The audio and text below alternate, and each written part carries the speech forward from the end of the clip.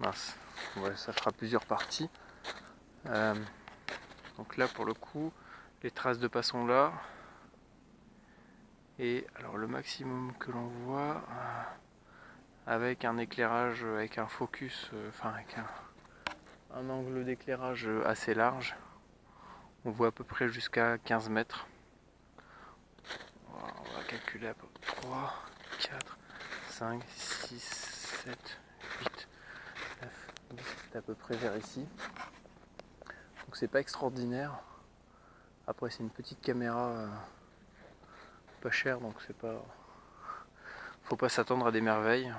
Le capteur caméra n'est pas ouf. La lampe n'est pas très puissante. Donc ça c'est pareil, la puissance lumineuse sur des lampes torches se calcule en lumens. Donc là par contre si on zoome, on peut voir assez loin. Moi je vois pas les traces à l'œil nu. Sur les caméras je pense qu'il y a à peu près une vingtaine de mètres. Et à savoir que par exemple s'il y a une bestiole qui nous regarde, donc un animal nocturne, les yeux se reflètent.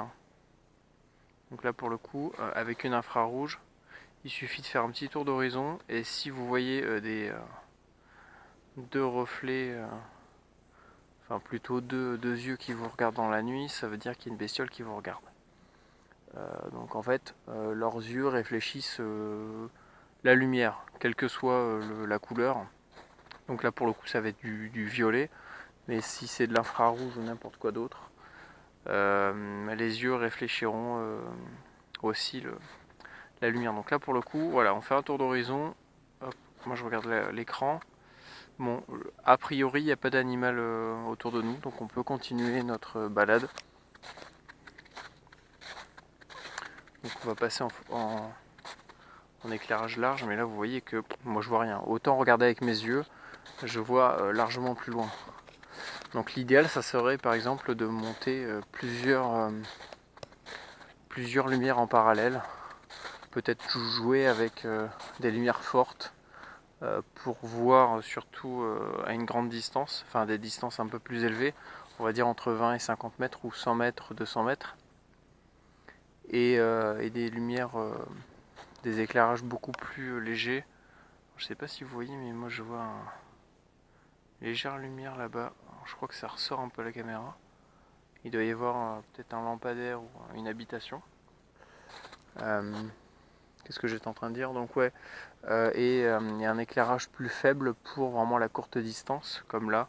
Voilà, si jamais on a besoin, si jamais on est dans une pièce assez confinée, ou voilà, si on doit regarder quelque chose à courte portée, ça sera beaucoup mieux, beaucoup plus agréable de regarder avec un flash enfin moins puissant. Parce que vous voyez que si on concentre la lumière, donc imaginons qu'on a une lampe beaucoup plus puissante, et bien là en fait on voit rien. Ça fait une auréole complètement cramée, et alors que là on voit plutôt bien le sol. Voilà, donc c'était quelques petits tests que je voulais faire, parce que j'avais jamais testé vraiment, par exemple comme là sur un champ dégagé. En plus on a de la neige, donc ça permet d'accentuer un peu l'amplification lumineuse. Bon, c'est pas extraordinaire, mais bon, ça peut faire le taf. Donc j'essaierai de fabriquer d'autres caméras comme ça. Alors, tiens, on va essayer de chercher des traces d'animaux. On va faire un petit tour d'horizon. Je crains toujours qu'il y ait une bestiole qui me tombe dessus, là, un chien ou quoi. Bon, je crains pas spécialement les chiens, mais pour le coup là je pense que de nuit c'est pas les mêmes. Donc là vous voyez qu'on a des traces. Bon, ça c'est des traces de pas, c'est des gens qui ont dû monter au Christ. Alors si on regarde les étoiles, alors là pour le coup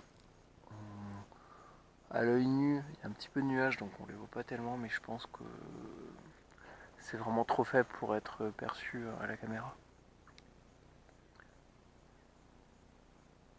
Je pense qu'on voit légèrement, ouais, j'ai l'impression qu'on voit légèrement la forme des montagnes, mais encore une fois je pense qu'il faudrait jouer avec le contraste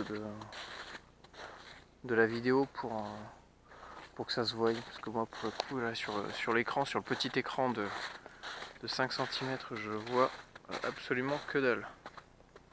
Donc on va rentrer. Donc là pour le coup on voit bien le Christ. On va essayer de l'éclairer, tiens. Alors, je pense qu'il est à peu près à une centaine de mètres, ouais, un peu plus de 100 mètres. Et juste avant il y a une sorte de grand arbre avec une haie, donc je sais pas si on va réussir à l'éclairer. Non, c'est vraiment trop faible. Donc pour le coup là, c'est une petite lampe d'appoint, hein, une lampe tactique que j'ai même pas payé 10 euros. Je crois que c'est le, si je me trompe pas, c'est une, ah bah on voit juste, ah il y a les lumières de la caméra qui clignotent. Donc c'est quoi la marque? Make the One. Bon, c'est une marque générique, hein. Et là c'est le modèle IR 850, donc infrarouge. Je crois que c'est 850 je crois que c'est la fréquence lumineuse. Donc là pour le coup ouais c'est pas ouf non plus, on peut pas voir très loin avec, mais bon voilà, c'est toujours marrant de tester, de modifier cette petite caméra. Parce que pour le coup moi je l'ai acheté 30 euros, on va dire que pour 40 euros même pas, vous avez un kit complet caméra infrarouge. Et pour le coup ma caméra filme en HD, donc si j'ai une bonne lampe derrière, je peux vraiment avoir un résultat très satisfaisant. Par contre, l'inconvénient, c'est que, enfin, l'avantage et l'inconvénient, c'est que par exemple, si, alors ça, on fera des tests, hein, si par exemple, on va faire le test, tiens. Si par exemple, il y a quelqu'un dans mon secteur qui est équipé en infrarouge, donc qui a une caméra nocturne pour, je sais pas moi, on va dire, voilà, un groupe d'intervention, donc ça peut être n'importe quoi, l'armée, n'importe quoi.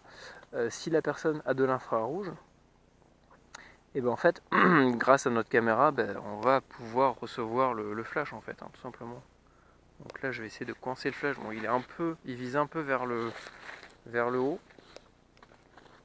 mais je pense qu'on va pouvoir le voir d'assez loin. Donc là, vous voyez que ça nous permet de faire des marquages infrarouges.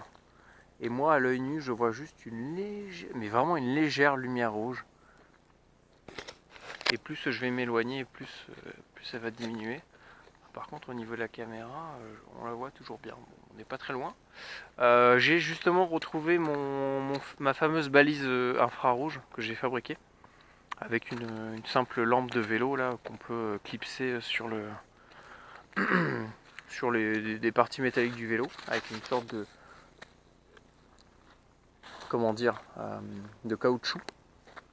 Donc je l'ai modifié avec avec une LED, hein, une LED pardon, récupérée dans une télécommande de télé, puisque toutes les télécommandes de télé fonctionnent en infrarouge. Et en fait, au lieu d'envoyer de la donnée entre la télécommande et la télé, maintenant elle sert d'ampoule, enfin de lumière.